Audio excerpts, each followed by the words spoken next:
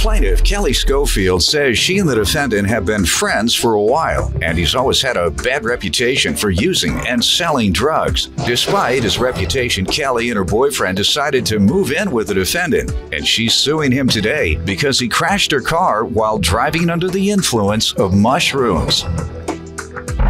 Defendant Chris Gardner says Kelly is not the angel she's making herself out to be, because while he was living with Kelly and her boyfriend, she cheated on her boyfriend twice with Chris. Chris says after the accident, Kelly called the police, claiming he stole her car and was dealing drugs, and he's countersuing for stolen property. Start with you. Okay, well, me and Chris have been friends for a while. He always had like a really bad reputation about doing drugs and stuff, selling drugs, and basically he likes to party all the time, just doesn't do anything much but that. Did you find all this out before or after you allowed him in your apartment to be your roommate?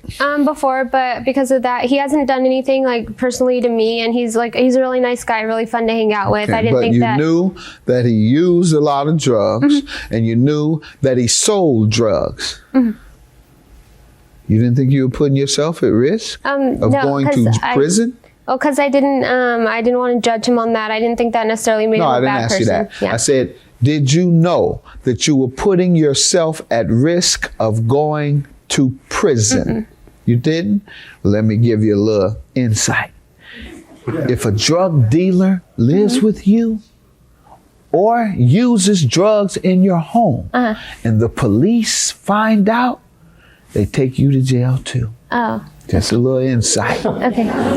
Don't knowingly live with drug dealers. Okay, I know better now. Even if they're nice guys? Even if they're nice guys and you don't want to pass judgment on them. Go ahead. So we moved, Chris and my boyfriend all moved in together in July of 2010. And everything was going good until August 28th of 2010. Chris took my car. All right, before we get to that, let me allow him to give some background, sir.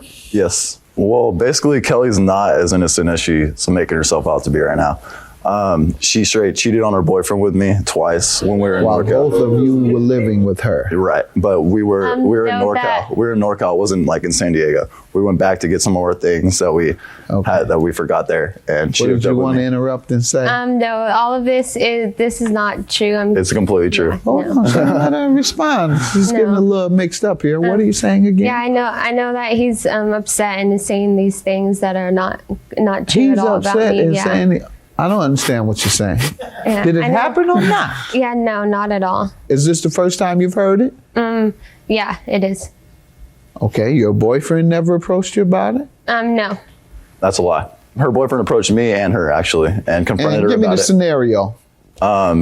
Basically, we went up to NorCal to get the rest of our stuff, and because we moved to San Diego. Just you and she? Just me and her. Her boyfriend stayed back. Did that ever happen? Yeah, we Go ahead. Okay, so that happened. I'm just trying to see who's a liar here. That's all. That'll help me a lot with this case. So if I find out who's lying right at the beginning. We're in NorCal for about a week. We hooked up twice while we were in NorCal. You all were staying in the same hotel room? Well, one night was at my grandma's house, and the other night was at our friend's house. Okay. So we're partying when we were. Tell me the scenario when the boyfriend approached you both. He approached us both at separate times. He asked me about it personally, and honestly, I lied to him about it. I told him it didn't happen to cover her. She told him as well it didn't happen, and that was it alone. Left it alone after that. All right. She says that never happened. Right. Okay. What else you want me to know about her? She's a total party girl. She parties just as much as anybody else I know. She drinks, smokes weed, does drugs, actually, does everything that anybody else that all I do is work and go to school. Yeah. All you do is work and go to school. What do you want to tell me about the car? Okay, on August 28th of 2010, Christopher took my car without my permission. Later, I had been informed that he had been under the influence of mushrooms when he did this.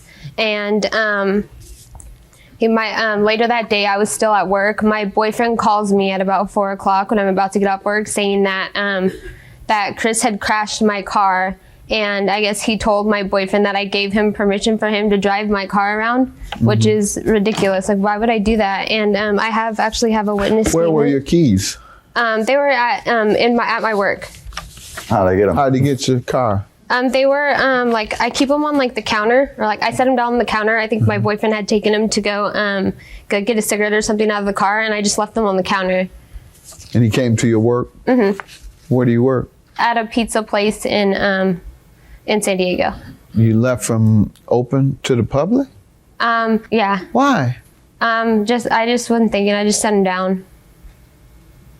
So if anyone came to buy a pizza, they could have picked up your keys. Yeah, I just set them down there for a little bit. Did you see him pick them up? It was the first time I set them Did you there. see him pick the keys up? Mm-mm. Because this makes absolutely no sense. This is absolutely unbelievable.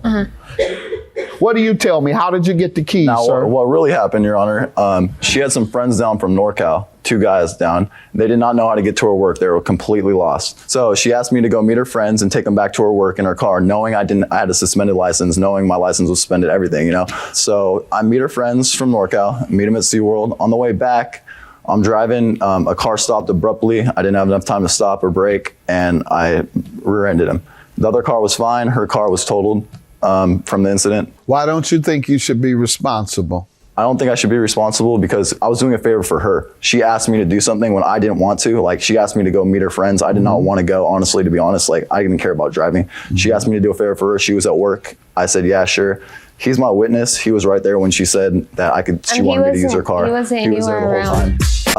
She straight cheated on her boyfriend with me twice when we were in While NorCal. both of you were living with her. Right, but we were in know NorCal. that. We were in NorCal. It wasn't like in San Diego. Just me and her. Her boyfriend stayed back. Did that ever happen? Yeah, we Go both. ahead. Okay, so that happened. I'm just trying to see who's a liar here. That's all. That'll help me a lot with this case. So- if I find out who's lying right at the beginning.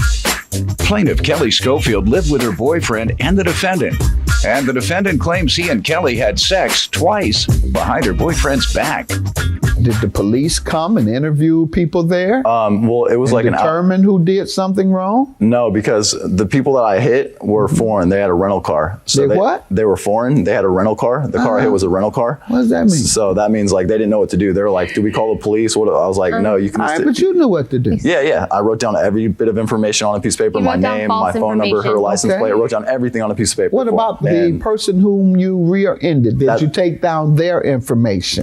no, because it was a rental car, and they didn't know that They didn't know their names. No, that Yeah, right. Your counterclaim for $500 is for what? Kelly played off like she wasn't mad about it at all. She was like, "Yeah, we'll figure it out. We'll figure something out about it." She didn't say anything about money. She didn't say anything about court, police, anything. She was like, "We'll take care of it ourselves." So I'm like, "All right, cool." The next day comes around. I left the prescription and antibiotic in her car that got towed. So I asked her and her friends from NorCal if they'll give me a ride over to it, to go get my prescription. They're like, "Sure, we'll give you a ride. Give us some gas money. It's good." Give me a ride down there. I'm there about 20 minutes. They leave with my GPS, a touchscreen phone, and some of my clothes in the back of their car. All in their car. Why? They leave me, like they told me they're waiting for me. I'm going to get my stuff, my antibiotic. So they leave, and I send them a text message. I'm like, "Where'd you guys go? Like, what's going on?" They're like, "Oh, we're getting food. We'll be right back." Playing it off like, "Yeah, we'll be right back." Then all of a sudden, 3 cops show up, and they're like, "Yeah, we get a call that you totaled some girl's car, you stole it, and that you're dealing drugs out here." And I was like, "No, dude, like I was in an accident. I was involved in an accident, but I handled it already. I wrote down my information, like everything's taken care of." So they're like, "Okay, well, we'll get down to the bottom of it." About 30 minutes go by. They're like, "Yeah, there's nothing here on you. You're free to go." And let me go right there. Ma'am? When he said that he exchanged information, the information that he exchanged with them was all false. All right. information. Can we get to the stolen property he's suing you for? Oh, the stolen property. He actually broke into my room when I was sleeping at about 8 o'clock in the morning. How? About 2 days later, he went through all of my stuff. How did he get in? He, I think at the time, one of my friends went to use the bathroom, was when the time he opened the door. And so he took all of his clothes back, put them in a box. He looked through everything. They were in your bedroom? Yeah. His clothes? Yeah, he took all of his clothes. And when me and my boyfriend were sleeping, took all of his clothes back. You didn't see him? Yeah, I saw him. I was like, "What are you doing here?" And he was like yelling about a GPS. And we were like, "Why are you worried about a GPS?" The GPS was stolen. He stole out of a Ralph's parking lot, out of a car, broke into a car, stole the GPS. and it was stolen in the first I heard place. that. You said it 3 times. Okay. Now, tell me what happened to it. Well, he left it in that guy's car. So obviously it's not my responsibility if he left it in somebody else's car. And he was yelling about a GPS. And I was like, well, do you know how much money you owe me for the car? Why are you worried about a GPS? Okay. That sounds like someone who is guilty. Your response. You sounded guilty. Your Honor. You sounded guilty. You owe me money. Why are you worried about a GPS? That sounds like you're suggesting that since you owe me some money, I have control over your items. If you had nothing to do with his item, you would just say, I don't have your stuff. What are you talking about? he You knew better he go left it find in your that stuff. car. You don't say, yeah, you want your GPS? Yeah, but you owe me money. Your Honor, I have evidence showing a text message saying that she has my GPS as well. She's basically. See it? Ma'am, did you send a text message regarding the GPS? No, I did not. Why are you even tripping off the GPS? You owe me a car, so you never send a text message I at did all not. regarding the No. GPS. That doesn't say it, but that doesn't even say I have it. I know he left it. But he did did you leave send it. him a text No, I message didn't. regarding I did it? not. I don't believe you. Your claim is dismissed. I believe you perjured yourself throughout this case. Have a good day. Yours is granted $500. Bye-bye. She doesn't want it getting out, probably on national television, that she cheated on her boyfriend. And she's an habitual liar. You know, that's how she's always been. She worries what people think, so she'll pretty much lie just to get whatever she wants.